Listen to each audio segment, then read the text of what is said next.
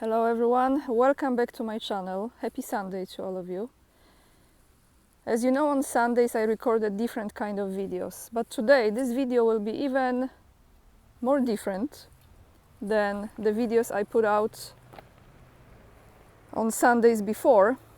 And the reason for it is it's a conscious decision of mine, because as you know, there are many questions that we have regarding the history, the truth, people's stories, life stories of those people who are no longer with us, but whose lives had so much of events and experiences, and sometimes we wish those people were still with us so we could ask them more questions now, having the awareness that we didn't have before when we were younger and oblivious and ignorant and didn't give a bleep.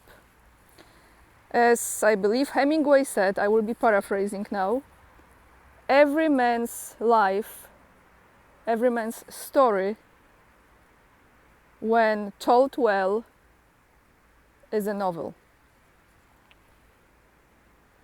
And I believe my father's life had so much in it that I was not aware of. And in 2022, when the special military operation has started, I made one of the most important decisions of my life, and that is to leave the United States and come back to Poland to spend the last 10 months of my father's life being present here. In that year, he as well passed away, and today would be his 92nd birthday. I will be probably tearing up and getting very emotional, but I decided to bring this video to you because I want to honor the memory of my father and those people who lived in that time, and I want to encourage those of you who still have relatives in your life. This is the most spiritual approach you can have. Sit down with those people, acknowledge their story and ask them some questions while they are still with you here. When I was looking up the name of Junak, which is the motorcycle that my father was one of the main engineers and constructors, and he was one of those who put that motorcycle together and created it, put it into existence, so it became tangible reality. I went to the museum yesterday, which is literally right across this park, and I recorded a short video to show you that motorcycle, different kinds of that motorcycle, different variations that my father has created. When he was still alive, I was not acknowledging so much his life achievement. I was very much into the trap of the Western society. I moved to the United States and I got hooked on the glitz and glamour, you know what I mean. However, there's been some progress in me. And when I looked this name up, Junak, I found something that I was not aware of. Maybe my father mentioned this to me, but I didn't remember. There was a recording of his voice that was recorded by one of the journalists. I'm very grateful for this lady for doing this. That went on the radio station here in my hometown in Szczecin. When the book about this motorcycle that he created was part of the creation came out, I think he was interviewed.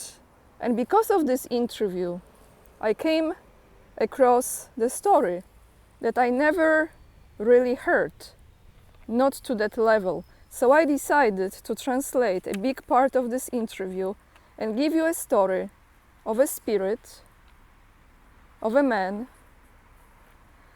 who lived during the World War II, who lived during the Soviet Union time here in Poland, so he lived during the communism era, and how he was able to go through those times, and some of very interesting stories from his life experience. I hope this video will bring you some human touch, connect you with your spiritual side, and maybe we can put the intellect on the side a bit today, since it's Sunday. So stay with me and let's acknowledge the story of one man who was my father. I was born in 1932, so I am almost prehistoric. My father, that was my grandfather, was transferred to the railway in Poznań, the name of the city. He worked in the railway management, and we lived there until 1939, when the Germans deported us because they were deporting someone from Poznań who had not become Reich Deutsch, an impersonated German. My father's sister lived in Pruszków. My parents moved to Pruszków and initially lived with her. However, I stayed in the former Reich. That is the story in itself. My father, this is all my father talking, so my grandfather, found out that our friend lived in our apartment, so he went to her and said that it was good that you are here because we would be able to take some of our things that the Germans did not allow us to take to the transport. And she said, you won't get anything because the Germans gave it all to us and it is mine. And in that moment, my father realized that it was she who caused us to be evicted. And he said to her, wait, France and England will declare war, then we will hang you and Hitler on a dry branch. And she reported it to the Germans, and a chase began for my father. His mother, my grandfather's mother, still lived on the outskirts of Zbąszyn. I was there. My father came to pick me up, but it turns out that the Germans came and interrogated my mother. 2 Germans. And my father was just in the yard. He was coming back. He saw those 2 Germans and quickly closed the door. And in Poznań County, there was a custom not to close the door when going out somewhere. The tenant's door was also open, so the father jumped into the tenant's apartment and the German, of course, jumped in after him. What is your name? He asked. And my father gave the name of this tenant. Documents. There were so-called wardrobe closets, linen closets, a drawer white at the top and shelves at the bottom for storing the underwear. And documents were usually kept there. And my father found some documents there and showed them to the German. The German looked, and somehow my father looked similar in the photo, because he said, well, when you see my father, when he comes back here, you have to inform it to us. And my father, after that, jumped out of the window and reached the last pass in his town, and the German noticed him running away through the window, and in that moment, about 20, if not more, SS men appeared in the village. My neighbors took me, and I sat on the mound of potatoes and watched what was happening. It was 1939, 1940. I was 8 years old then. And I saw that at the end of those farmyards was the road. And I saw that at the end of these farmyards, where the road was already going out into the field, there was a German standing, and I only saw that he was shooting. And from my father's story, I know that my father left the last farmyard and he was walking in between the distance to the German that was about 200 meters. And the German didn't hit my father. My father ran to the forest and hid in a foxhole. Then he reached the railway line where was a train driver, and since he had previously worked on the railway in Zbąszyn, he knew these railway workers very well. He slowed down the train so much that my father could jump on and reach Poznań. My mother came to pick me up. She was at my aunt's and she went with me to Pruszków by train, and we lived there throughout the occupation.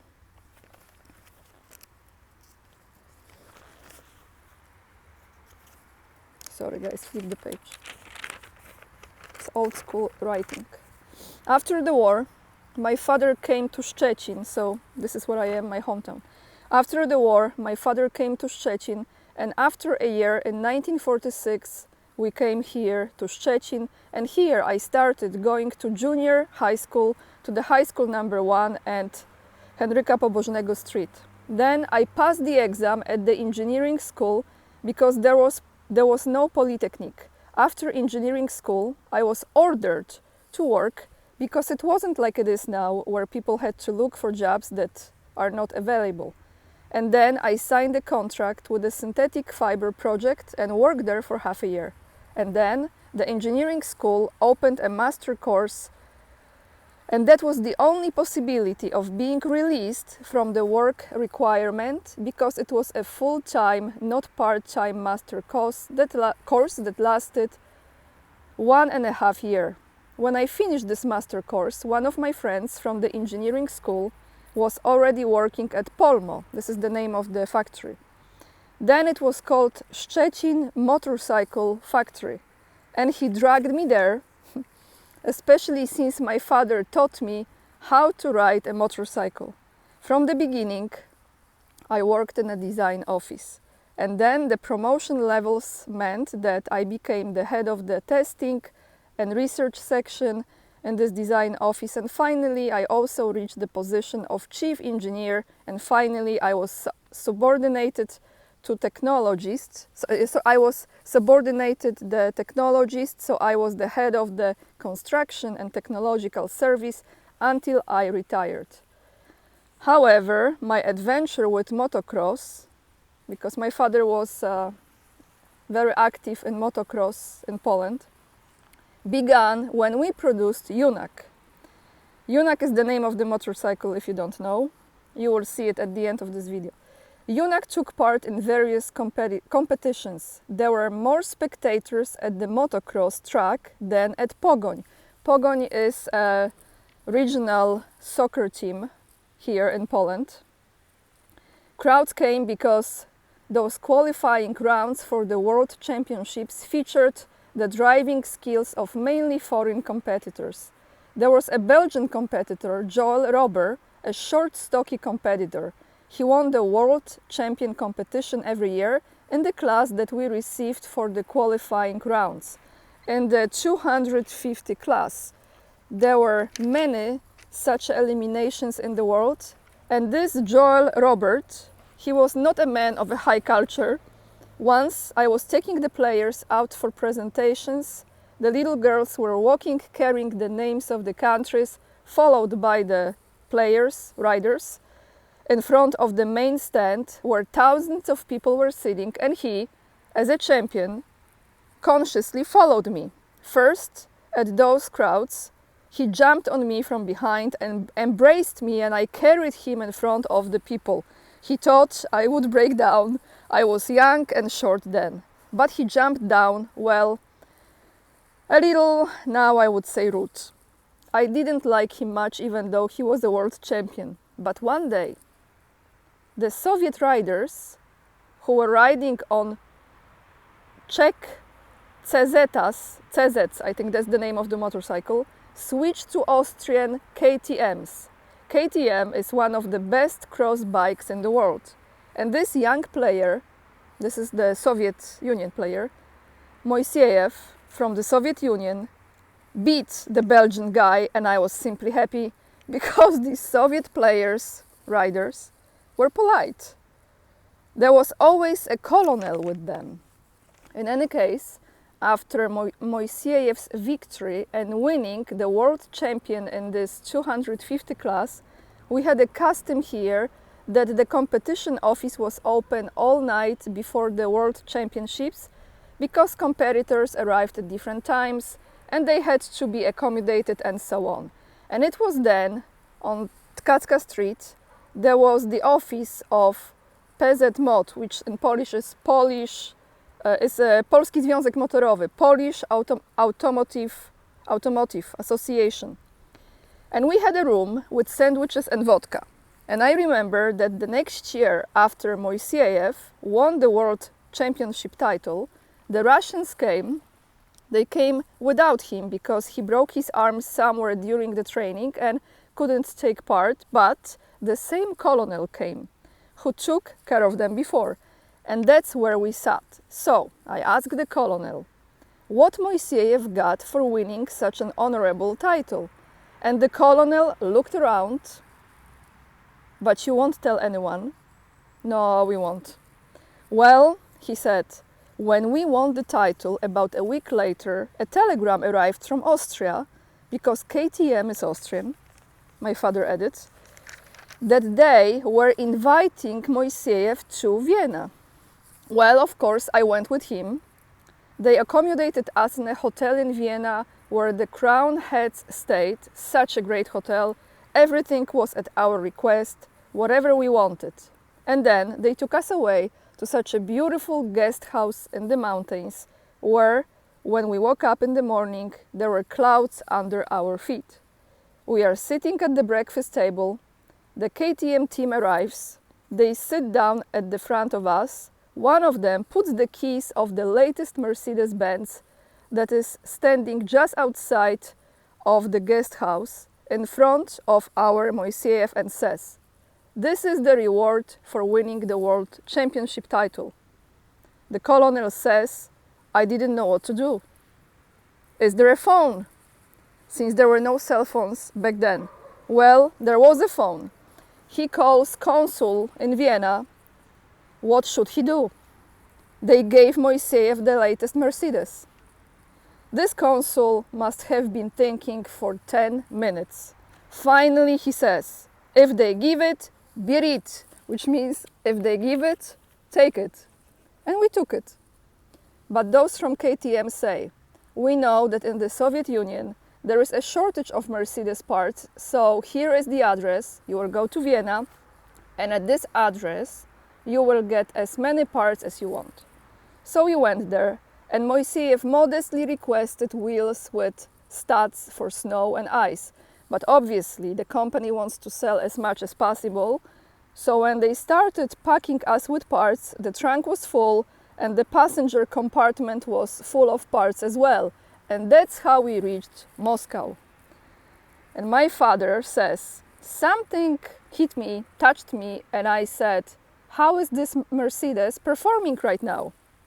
And the colonel looked around again and said, "But you won't tell anyone." No, we won't. They took his Mercedes away and gave him Moskvich, which is a Russian car.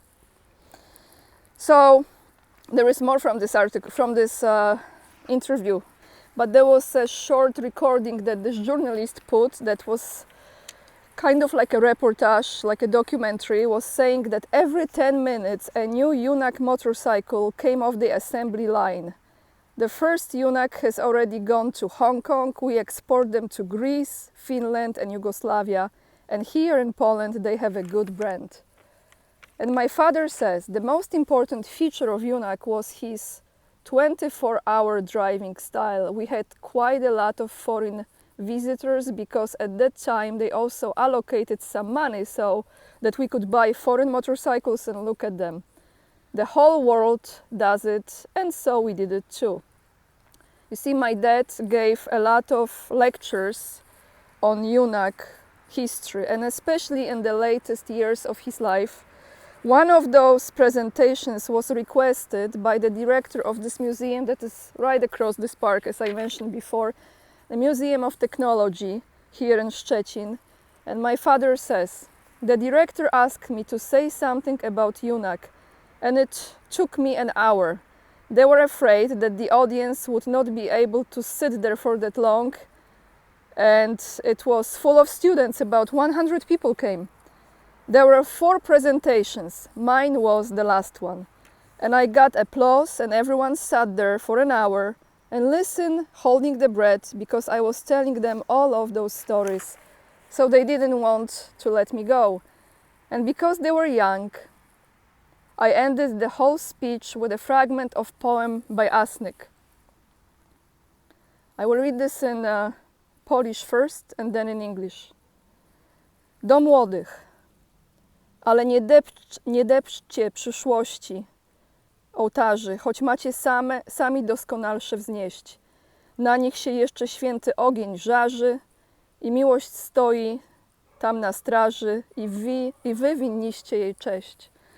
To the young, but don't trample on the altars of the past.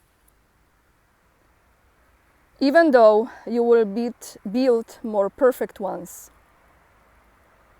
The holy fire is still burning on them, and human love stands on guard, and you should honor them.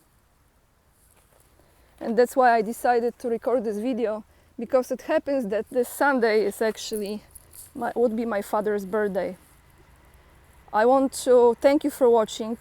To those of you who are interested in seeing how the motorcycle looks like, you can stay to the end of this video, as well as you can go to my Instagram, where today, later on, I will be putting out pictures not just of that motorcycle, me standing next to it, but also other very cool vehicles.